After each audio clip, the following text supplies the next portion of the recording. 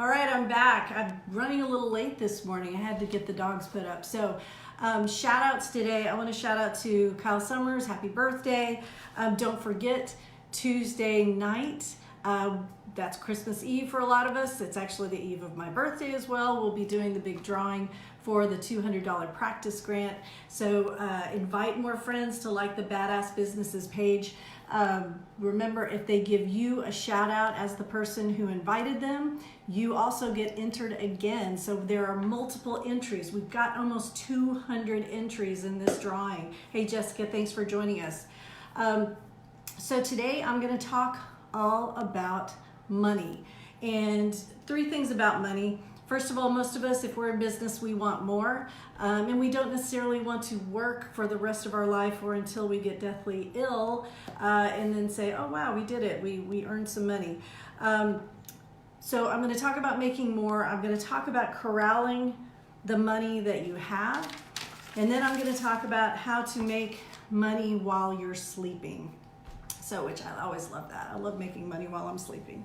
So first of all, let's talk about organizing money. So my amazing social media person, my daughter Sarah Walker, has posted some awesome links this week about ways to organize your money. Just got a new client 15 minutes ago. Whoop! All right, good job, Jessica.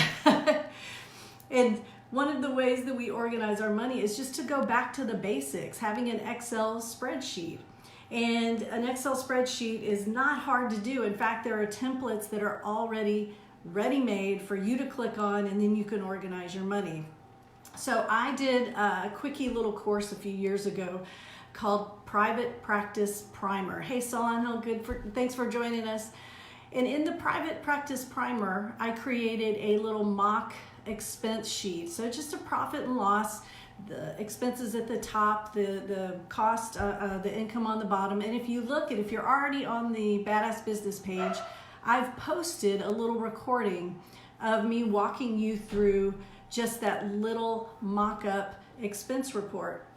And what you'll see when you click the play button is I'm actually manipulating the number of clients. And I've guesstimated at about $150 an hour. So, if you look at all of the expenses, you'll see, and again, this is just fictional, January is our start date. You'll see that the expenses are big because it's a pretend startup practice. So we have expenses like furniture and computers and an LLC. And you can see later on through the year, February, March, April, May, those expenses go away. So big expenses in the beginning, smaller expenses later on.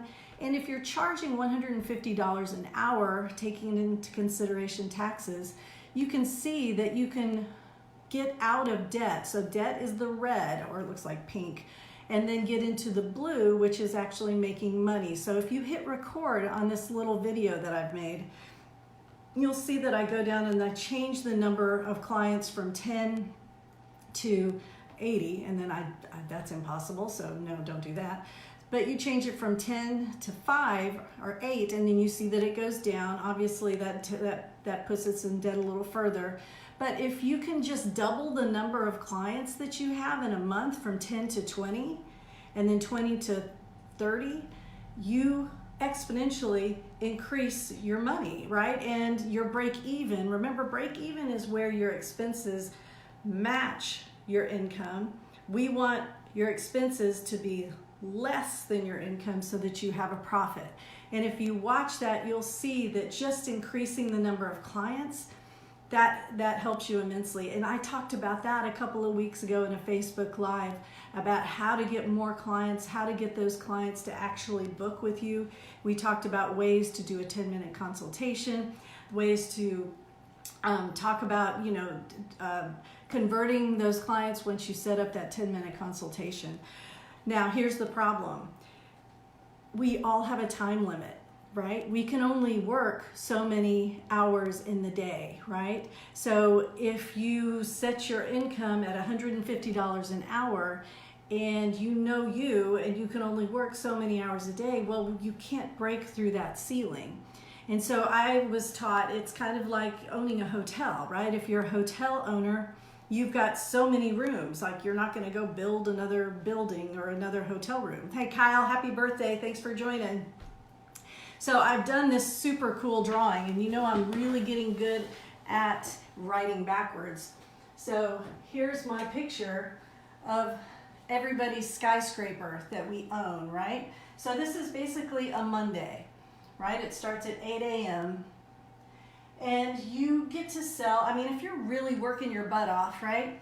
You sell maybe 1, 2, 3, 4, 5, take an hour off for lunch, 6, 7, 8, 9, 10, 11, 12. I don't know anybody who works 12 hours a day, but let's say that you could, right?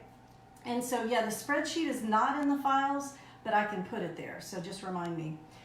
Well, here's the problem. You see the green. Green's awesome because we're making money. Red is terrible because those are rooms that are perpetually empty, right? If you were a hotel, you totally go out of business in this model, right? Of course, I know self-care, and we love self-care. This is when you're sleeping. This is when you're eating. This is when you're interacting with your family. This is when you're working, right? And so the idea is to try to make the most out of those hours that you can sell. And number one, hands down, best way that anyone has ever taught me to make more money is to raise your rates $10.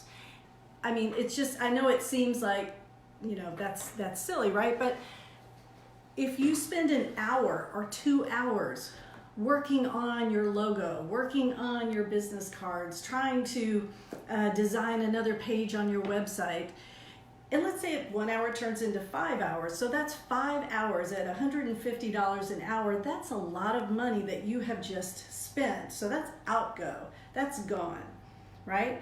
If you just take every client that you have right now and raise the rate $10, right? And you have 80 clients, 80 direct hours a month, right? 80 times 10, you've just made $800 without even doing anything. You just clicked a number in a spreadsheet. And so sometimes the simplest answer seems the hardest, right? So raising rates. Cutting expenses, I've talked about this before. If you go back to the spreadsheet, if you're on my Facebook page, the Badass Business page, you see that counselors, we don't have a lot of expenses. I mean, you can have some on purpose, I guess. You know, I know a lot of us have like 15 different directories that we belong to, or you know, I used to have 10 different things that like protected me as far as legal issues, right? And I really didn't need all of that. Y'all, I used to hire a bookkeeper who would come in monthly. I mean, it was crazy. I paid her literally like $200 a month. And it's not like as counselors, we have 55 different CPT codes or 2,500 products that we're selling. I mean, we are literally just selling 3 things: individual, couple, family. Okay, kids, throw that in there too. So we're a store with 4 products on the shelf. So I know that bookkeeping may not be your forte, but if you take a Udemy course, go online and learn how to just do some basic QuickBooks type stuff, get an Excel spreadsheet. Of course, hire it out if it's something that you're really scared of, but another way to make a lot of money, more money, not necessarily a lot of money, is to cut those expenses. So time limit, we've talked about the hotel model, we've talked about budgets, we've talked about Excel. All of y'all are going to watch that little video on the Facebook Live page so you can see how to design a spreadsheet and then adjust the numbers. The spreadsheet that I put in the file that Jessica's asking about will actually have 2 models. So one model's based on $150 an hour, and the other one is going to be based on $65 an hour. So those of you who take insurance and you're really making more around $65 an hour, you can use this model too and see how you can maximize those hours that you plan to work. Now, here's the magic. I believe we need to get every single hour of our day making money. Okay? The red zone, right? So how do we do that? Well, one way is to be a supervisor, right? So if you're a supervisor and you're able to design a business model where your interns are seeing clients during these red times, Or let's say that this is a Saturday, right? If this was a Saturday, I would hope for your sake that all of this is red, right? I don't like it when I hear about counselors working on weekends, right? Saturdays and Sundays, anything after hours. You can hire an intern to come in and deliver those services for you. And I know a lot of supervisors who get their intern income from the actual face-to-face sitting with interns. Okay, I'm going to charge you $70 for that time. So you're actually making half of what you would make from a client by doing supervision, right? I try to help supervisors design a model where their interns are seeing clients during those red times. They're charging maybe, $40, $60. It's a lower cost counseling. And then they barter that for supervision. So in the end, you, the supervisor, are making money every time that intern sees a client, and that intern is getting the experience of being in your office, getting a private practice experience. Now, before you get too up in arms about the whole bartering thing, I try to limit my interns to just 12 direct hours a month because I want them to go make money. I want them to go see clients someplace else, at a hospital or at a residential treatment, someplace where they can actually make a good salary. But as long as they're trying to take care of my red zones, right, that money is going directly to me, and then I barter free supervision for that. I end up making more money from the clients that they see than I would from getting their supervision dollars, okay? So there's that. So we have now your money that you're making, right, which has a limit because you can't work 24 hours a day, at least I don't want you to. Then we have the money that you can make from interns in your practice seeing clients and then bartering supervision for that. Now let's look at other things that you can do. Every single one of you is an expert in this field. You know something that someone out there does not know. There are some fabulous learning management systems that you can incorporate and sell when you're sleeping. One of my favorite things to do, hey, good morning, Shells, good to see you. One of my favorite things to do is to wake up in the morning and I get a little notification every time a course sells. It's the coolest feeling, right? So I'm making money before I have my coffee. And that's where all of that comes in those hotel rooms on the upper floors, right? Because I'm not going to work at night. I'm not going to see clients at midnight. Well, if I did, I would charge for it, but I'm not going to.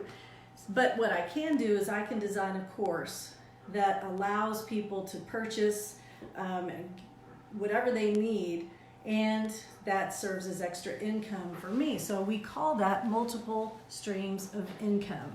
And if you've never heard that term before, multiple streams of income, it's something you need to learn because as an entrepreneur, you can work yourself to death. And unless you just remember the first thing we talked about, how to make more money is just to raise your rates, right? You can keep raising those rates, and which is awesome, right? So I don't knock that. I hope you all get to charge $10,000 an hour someday for something, but ultimately most of us have a ceiling, and that's it. So we have to start doing things that will bring in other money. Hey, Linda, good to see you. Glad you're watching. So Linda, you just made me think of the other business that you're in, right? So a lot of us have outside gigs that we do that help to fill that red spot, right? What you don't want is an outside gig that's going to take away from the Big Pumpkin. Remember I talked about that book last week, The Big Pumpkin, and it's this idea that you figure out in the grand scheme of things what sells, and you get rid of everything else, right? You're not going to sell something if it takes 200 hours but only makes you $20, right? That's not worth your time. So you go through, and this is the time of year to do it, December, January, you go through everything that sells and you focus on what sells the most, and you focus on, and you get rid of the rest. So I know a lot of you, I don't know if you keep track of the types of clients that come into your office. So let's say that you see a lot of grief counseling, but that you notice folks who are coming to you for grief maybe they don't bring in a lot of income. And then you look and you see, okay, well, wait a second, I've also got couples coming in. And when the couples come in, they purchase this manual that we offer, or they sign up for this retreat that we have, or they go to some conflict resolution seminars that we offer.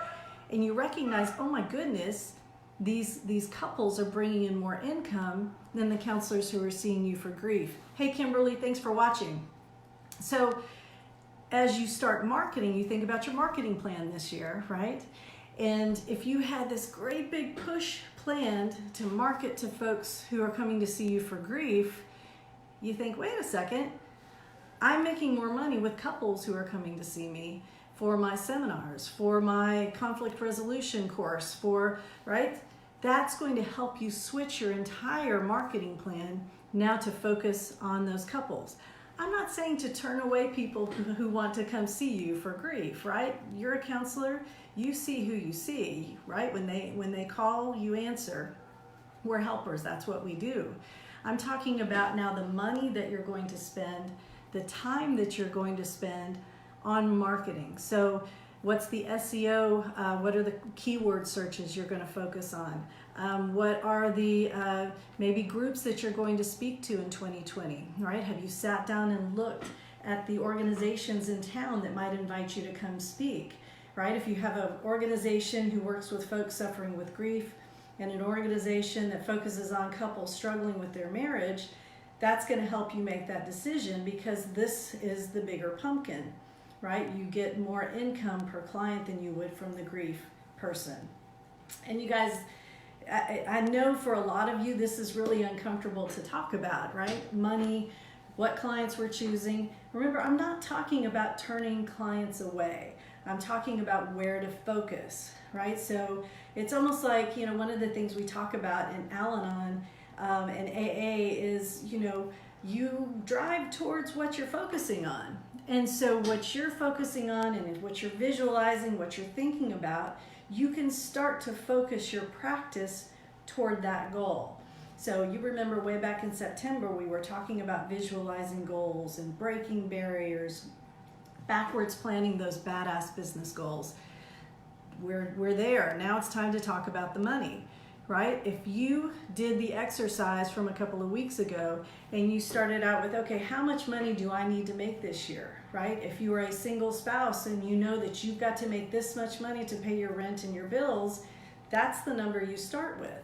Then you divide up your hotel, right? And then you decide, okay, here's what I can work. Then you go to your spreadsheet, you play with the numbers, and you decide, okay, I need 80 direct hours each month at $150 an hour.